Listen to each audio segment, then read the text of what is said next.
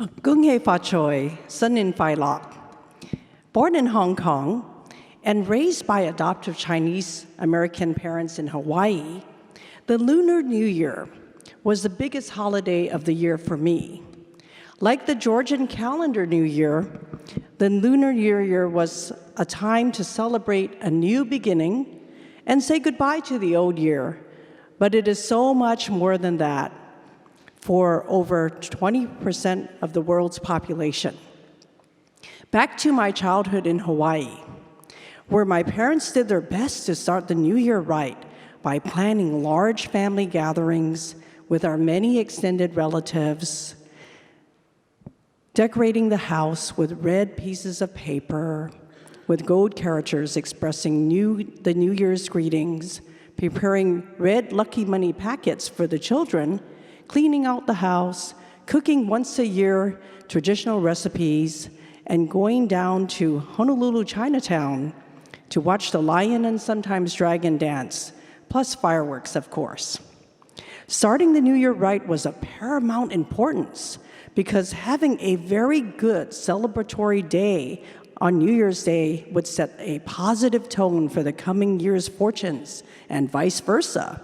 As children before the new year, we helped our parents clean the house to wash away any of the previous year's bad luck.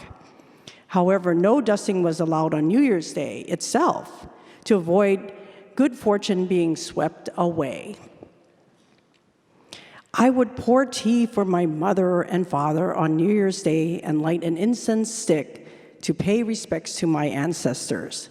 With red lucky money packets in hand, I would sit down to a vegetarian breakfast of jai that my mother made, consisting of many ingredients collected over several trips to Chinatown.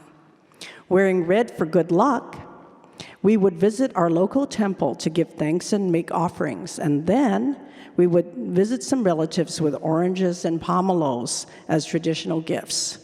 We often brought a piece of New Year's cake, gao, a sticky rice confection that symbolizes family cohesiveness to our extended family.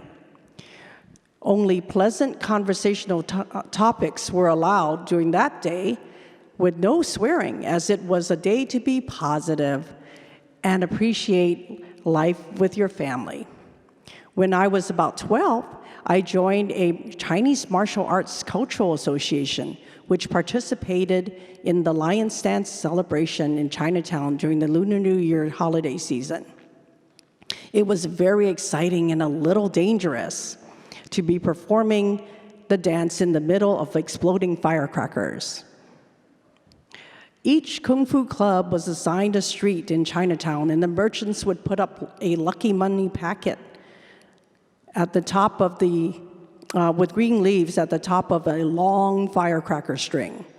The firecracker string was lit, the string was progressively lowered while the lion danced around it. Finally, the lucky money packet was within reach, and after a series of maneuvers, the lion would be able to eat the packet, which helped support the Kung Fu schools. Now, more than several decades later, I feel deep gratitude for having my loving parents and a large extended family in Hawaii who all kept me connected to Chinese culture through the Lunar New Year traditions. Many adoptees from China did not have much exposure to Chinese culture while growing up in America. When I cook lohan jai and nian-gao, I remember my mother fondly. And when I wear red, I remember my father wearing his red aloha shirts during New Year's Day. Thank you, Mom and Dad. And happy 4717 to all.